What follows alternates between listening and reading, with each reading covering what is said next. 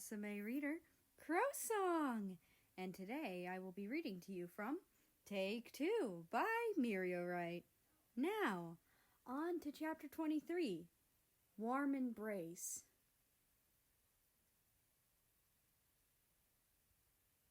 America sat on the couch, and Russia walked over with a cup of water for him. The rims of America's eyes were a little red from crying.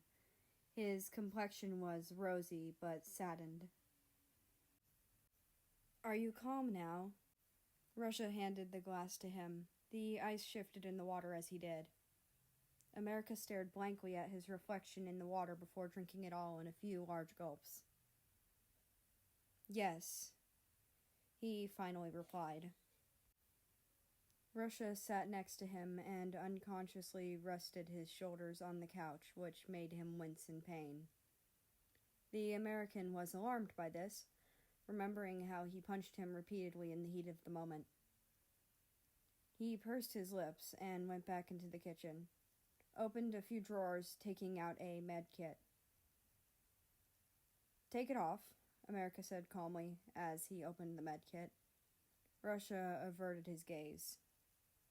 "There's no need. I am fine."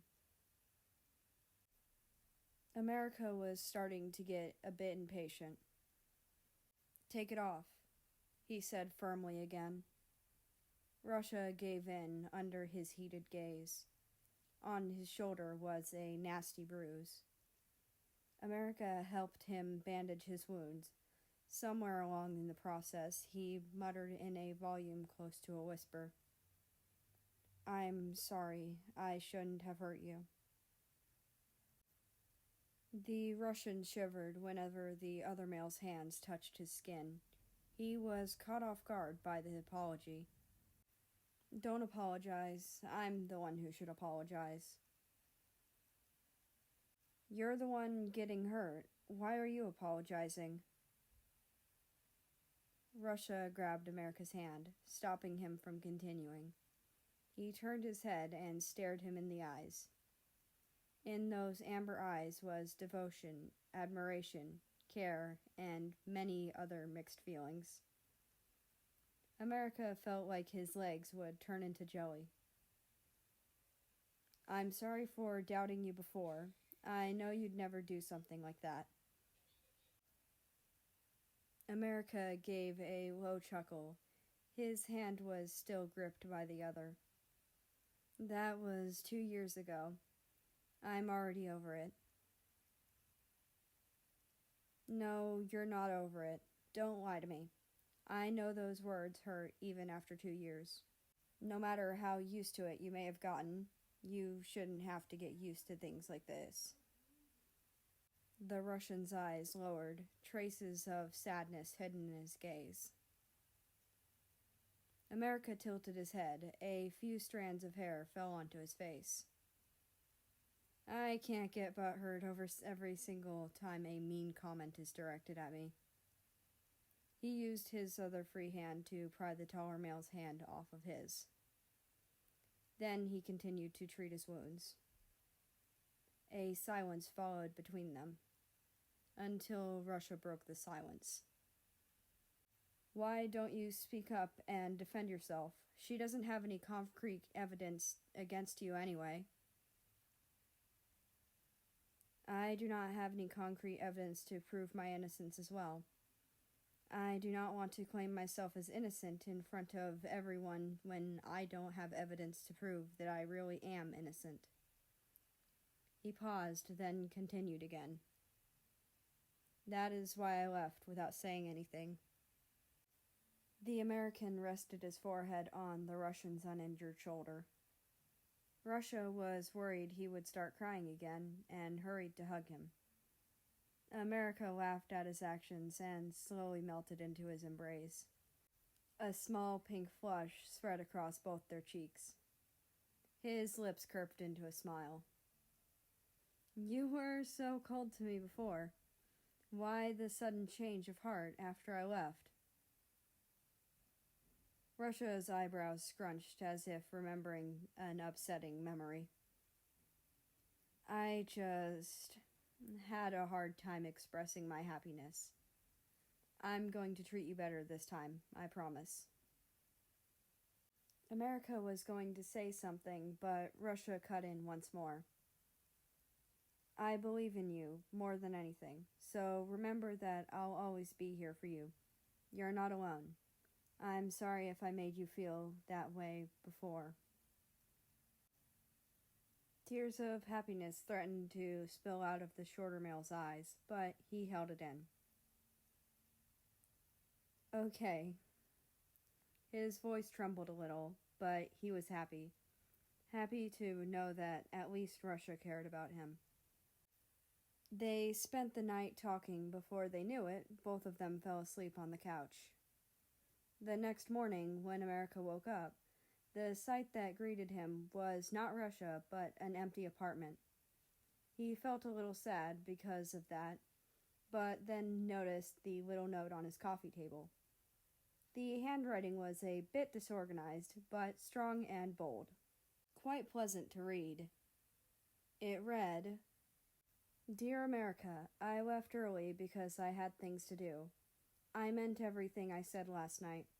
Also, please check your social media. I know it's scary too, but at least try to. I hope you're doing better." America felt butterflies in his stomach once he read the note. He reluctantly opened his phone and went to his social media. He was mentioned in a few famous people's social media. There was Russia, Germany, Poland, China, Singapore, and a few more. They were all actors and actresses from his recent reality show that purposefully ruined his image for views. They all spoke against the staff of that show, saying that they purposefully made him look bad for views.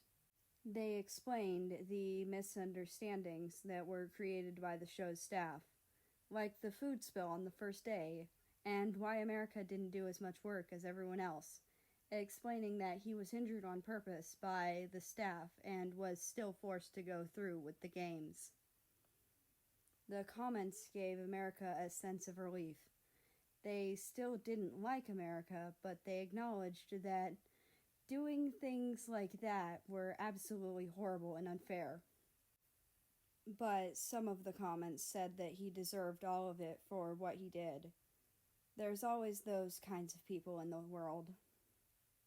The official account of the show also surprisingly admitted their faults, and what they did after a few of their staff admitted to all the claims. America was shocked and speechless, and extremely happy as well, that all of this was cleared up and the misunderstanding didn't spiral down even more. Russia must have done something, he thought to himself. The thought made his heart warm. He rushed to text the Russian. "Did you do something to make them talk? You really didn't have to." Russia replied almost immediately. "I have connections here and there, and it's no big deal. Are you happy?" "Yes, I'm really grateful. Thank you so much." "If you're grateful, how about having dinner with me?" America's heart jumped out of his chest. Russia wanted to have dinner with him. How could he stay calm? "Sure." When America thought about it again, he realized he had never been to Russia's place. He felt quite excited as he hugged a pillow and giggled. Despite loving Russia, he didn't trust him fully. It was just traumatic for him to trust people, so it'll take time, but America felt like he was slowly getting there. Slowly opening up, slowly getting over his fears, and slowly loving someone again. What he didn't know was that Russia did his very best to prove that America was being used on purpose during that show. He spent a lot of effort finding connection and spent some money as well to help.